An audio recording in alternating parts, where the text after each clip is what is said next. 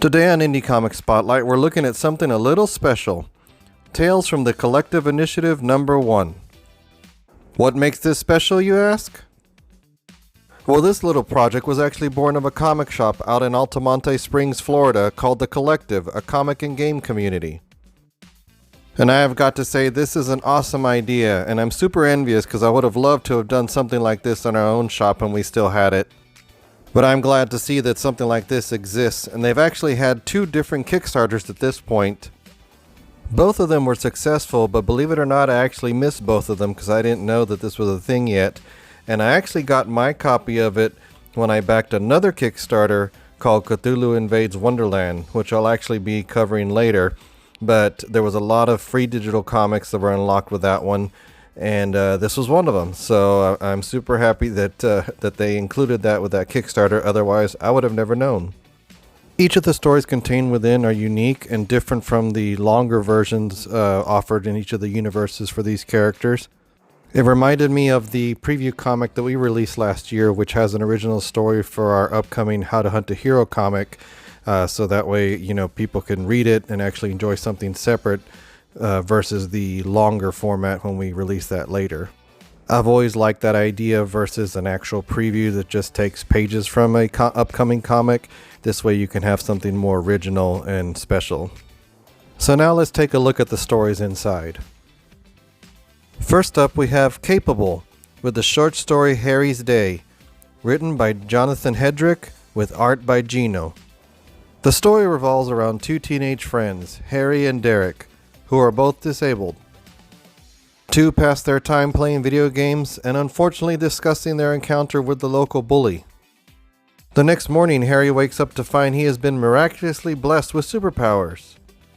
And when he calls his friend Dirk, he finds that the same thing has happened to him as well. Just some quick thoughts on the story. Really like the concept. I love the art in this. And I'm a sucker for any kind of story that takes place during high school because I loved that time in my life, and especially since you got these 2 guys playing video games, that was definitely my childhood right there. Capable had a successful Kickstarter last year, and I'll put a link in the description below to Jonathan Hedrick's website. Next up, we have Voodoo Nations, written by Heather and Travis Gibb, with art by Luke Stone. The story opens up by showing a man and a woman around a fire near what looks to be a massive flood that apparently just happened 24 hours earlier. Apparently the woman is performing a burnt offering ceremony of some kind in order to communicate with a spirit. He scolds her for attempting to contact this particular spirit. Apparently this transgression is pretty bad, as he decides to end her. Some quick thoughts about the story I would say would definitely be that opener about the 24 hours since the flood. It definitely intrigued me, and the art was sufficiently creepy. If you've ever read Shadow Man from Valiant Comics, that was the type of vibe I got from this short story.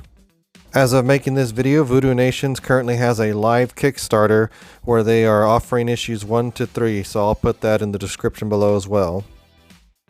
Next up is Viscairian Tales, The Gem Job. Written by Wyndi Gayle with art by Tyler Carpenter. You may recognize Tyler's name from our recent video where we covered his successful Kickstarter, The Girl with the Mega Fist. So once you stop watching this video, go watch that one as well. And Wyndi is the wife of my good friend Chuck Pineau, which if you remember from our last video, is the sexiest editor in indie comics today.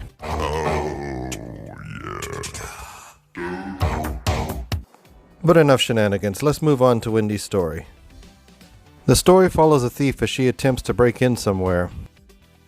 As she finds what she came looking to steal, she muses that somehow this was all too easy. Her intuition proves to be correct as a man comes in and accuses her of being a thief.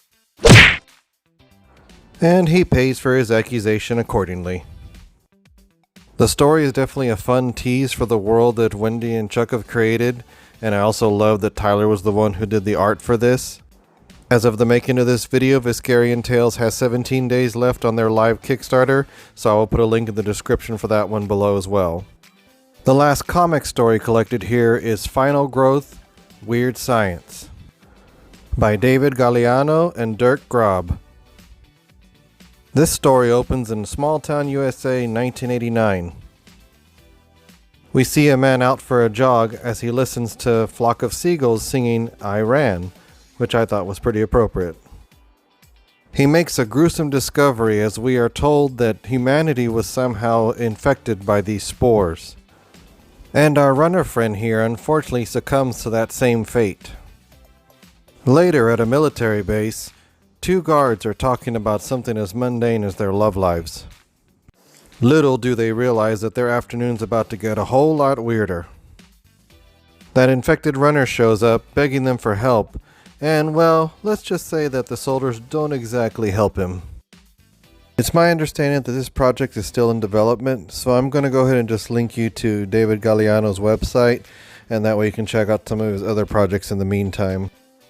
The final story in here is actually just a one-pager short story by Megan Danaher, who I understand actually works at the collective, and it's a pretty cool story about a person in the military. It sounds like they're in Afghanistan, and they're essentially going to be sent on a suicide mission, so you get to follow her internal dialogue and what she's thinking in this moment, and it's a pretty powerful story, so a nice way to end this collection. If you would like to get yourself a copy of this book, both on the Voodoo Nations Kickstarter and the Viscairian Tales Kickstarter have options to buy either a physical or digital copy. So do yourself a favor and go check out either of those Kickstarters and check out some of the other awesome books that we talked about here.